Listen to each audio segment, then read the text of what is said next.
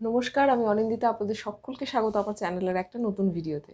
তো আজকের ভিডিওতে আমি অনেক দিন ধরে চাইছিলাম এমন একটা বই নিয়ে কথা বলার জন্য, সেই বইটা নিয়ে আজকের ভিডিওতে কথা বলবো। 2 মাস আগে যখন এই বইটা পড়া শেষ করেছিলাম তখনই ভেবেছিলাম ভিডিও বানাবো, হয়ে ওঠেনি। তো ফাইনালি আজকের ভিডিওতে সেই বইটা নিয়ে কথা বলবো। আপনারা এতক্ষণে বুঝেই গেছেন থাম্বনেল দেখে, আমি কথা বলবো কালকুটের অমৃতকুম্ভের সন্ধানে নিয়ে। তো চলুন আর দেরি না করে আজকের ভিডিও শুরু করা যাক। কালকুটের অমৃতকুম্ভের সন্ধানে আমি কিনেছিলাম কলেজ স্কোয়ার বইমেলা থেকে, এবং এই বইটা আমি কিনেছিলাম সুস্মিতার রেকমেন্ডেশনে, এবং সুস্মিতার সাথে দিন আমাদের দেখাও হয়েছিল, আমাকে বইটা রেকমেন্ড করে, তো আমি কিনে ফেলেছিলাম। কারণ ওর রেকমেন্ডেশনকে আমি এবং আমার মা দুজনেই চোখ বন্ধ করে ভরসা করি, এবং অ্যাজ ইউজুয়াল ওর রেকমেন্ডেশন কোনো দিনও নিরাশ করে না। এটা নিরাশ তো করেনি, বরং অনেক কিছু দিয়েছে বইটা আমাকে। তো অবশ্যই লেখক যাচ্ছেন এই বইটাতে কুম্ভে। তিনি কিন্তু যাচ্ছেন কোনো পূর্ণ অর্জন বা কোনো মনস্কামনা পূরণের জন্য নয়, তিনি যাচ্ছেন মানুষ দেখতে।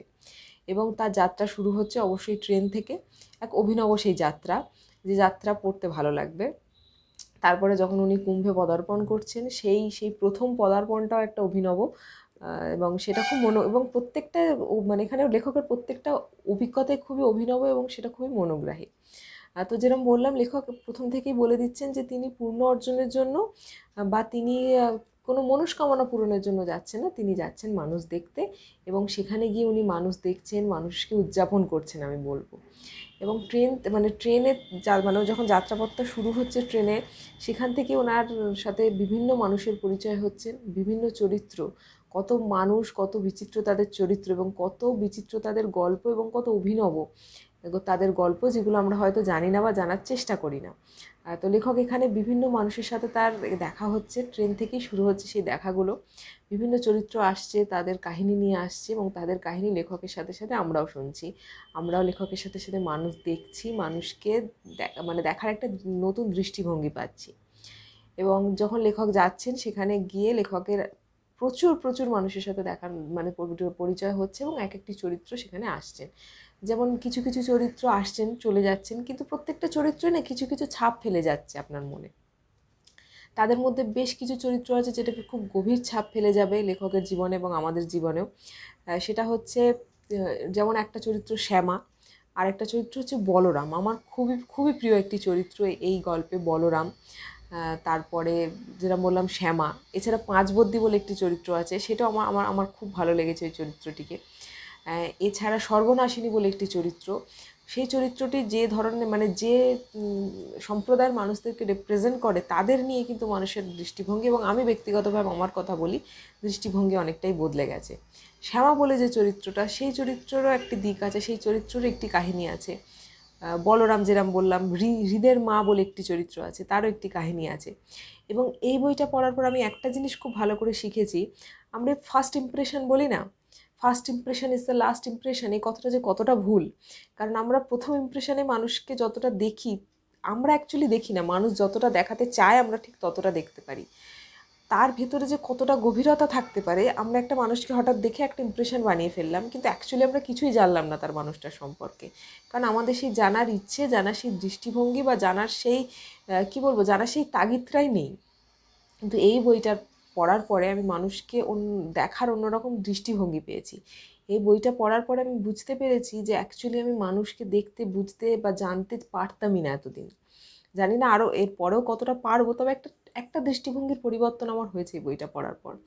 তো অসাধারণ একটা লেখা। এই বইটাতে লেখক যে মানুষ দেখতে যাচ্ছেন, এই বইটাতে আপনাকে আমাকে বোঝানো হচ্ছে যে আমরা যে তার সন্ধানে যাচ্ছি তো কুম্ভে, কিন্তু তিনি তো সর্বত্র, সবার মাঝে, সেটাই বোধহয় আমরা মিস করে যাচ্ছি।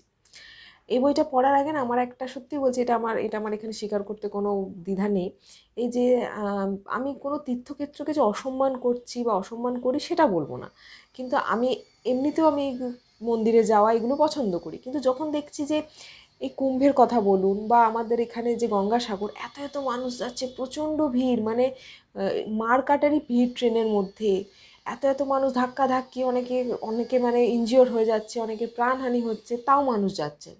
তো আমার মনে হতো এটা কুসংস্কার, তাকে তো আমি বাড়ি বসেই পেতে পারবো, তাকে পেতে গেলে আমি ওখানে যাব কেন। কিন্তু এই বইটা পড়ার পর আমার মনে হয়েছে যে না, আমার দৃষ্টিভঙ্গিতে একটু সমস্যা আছে, যে এত এত মানুষের বিশ্বাস তো ভুল হতে পারে না, কারণ শুধুমাত্র বিশ্বাসেই তো সেই জায়গাটা তীর্থক্ষেত্র হয়ে উঠেছে। এত এত মানুষ কিন্তু শুধু অন্ধবিশ্বাসের জন্য যাচ্ছেন না, তাদের মনের ভিতরের অনেক যন্ত্রণা, অনেক কষ্ট থেকে মুক্তি পেতে যাচ্ছেন, তারা জীবন পেতে যাচ্ছেন, তারা একটা নতুনভাবে বাঁচার তাগিদ পেতে যাচ্ছেন, যেটা আমি এই দৃষ্টিভঙ্গিটার আগে সত্যি বলছি এভাবে কোনোদিনও ভেবে দেখিনি। আমার সবসময় মনে হতো এগুলো কুসংস্কার। হ্যাঁ, আমি যাবো না কেন, আমি তো অন্য সময় কুম্ভে যেতে পারি, ওই সময় আমাকে কেন যেতে হবে? তো সেই মানুষের যখন যন্ত্রণা বা সেই মানুষের যখন কষ্টগুলো এই বইতে পড়ছি, তখন মনে হচ্ছে যে না, আমার দৃষ্টিভঙ্গিতে সমস্যা আছে এবং সেটা আমার বদলেছে বইটা পড়ে। এখন আমি মানুষকে না ওপর ওপর জাজ করা অনেকটা কমে গেছে বইটা পড়ার পর, সত্যি বলছি। কারণ সাহিত্য তো এভাবেই আপনার জীবনে ইম্প্যাক্ট ফেলে, তো আমার জীবনেও সাহিত্য মানে এই বইটা সেই রকমই ইম্প্যাক্ট ফেলেছে, যে মানুষের প্রতি একটা দৃষ্টিভঙ্গি আমার সত্যি অনেকটা বদলে গেছে। তো আমার মনে হয় আপনাদেরও এই বইটা পড়ার পর মানুষের প্রতি দৃষ্টিভঙ্গিটা বদলাবে। তো এই বইটা একটা আলাদা অনুভূতি দিয়েছে আমাকে এই বইটা পড়ার পর। আমি সবাইকে বলবো এই বইটা পড়ুন, কারণ এই বইটা আপনাকেও একটা অন্যরকম অনুভূতি দেবে, জীবনকে দেখার, মানুষকে দেখার, সমস্ত কিছুকে দেখার একটা দৃষ্টিভঙ্গি মানে পাল্টে দেবে। আমি শুধু মানুষকে দেখার বলবো না, এই বইটা পড়ার পর না আমি আমি আমি যেভাবে দেখতাম, আমি যেভাবে বুঝতাম বা আমি যেভাবে জানতাম, সেই পুরো ধরনটাকেই প্রশ্নের মুখে দাঁড় করে দাঁড় করে দিচ্ছে। পুরোটাই মনে হচ্ছে আমার চেঞ্জ হয়ে গেছে দেখার দৃষ্টিভঙ্গিটা। তো অসাধারণ। এবং লেখকের লিখন শৈলী, এই বইটির লেখকের যে লিখন শৈলী বা যে গদ্য রীতি এতটাই অসাধারণ এবং এতটাই উচ্চ মানের, যে খুব সাধারণ কিছু বিষয়কে লেখক তার লিখন শৈলীর মাধ্যমে অসাধারণ করে তুলেছে। কিছু কিছু বর্ণনা এতটাই অসাধারণ যে পড়ে চুপচাপ খানিকক্ষণ ভাবছিলাম, আমি আবার একবার পড়লাম সেই জায়গাটা। তো এরকম অনেক জায়গা আছে। আমি সবাইকেই বইটা হাইলি হাইলি রেকমেন্ড করব। অবশ্যই অবশ্যই পড়ুন। আমি অনেক কিছু হয়তো বলতে চেয়েছিলাম, জানি না আমি বইটাকে কতটা জাস্টিফাই করে উঠতে পারলাম, বইটা সম্পর্কে বলতে গিয়ে, কারণ সেই দৃষ্টতা বা সেই যোগ্যতা আমার নেই। তবে আমি শুধু সবাইকে বলবো হাইলি রেকমেন্ডেড আমার তরফ থেকে, অবশ্যই পড়ুন কালকূটের অমৃতকুম্ভের সন্ধানে। আমার জীবনে পড়া অন্যতম সেরা একটি বই এখনও অবধি। অবশ্যই অবশ্যই পড়ুন এই বইটা। আমি বইটা পড়ে কেঁদেওছি, এবং এই বইটা পড়ে চুপচাপ স্তব্ধ হয়ে বসেছি।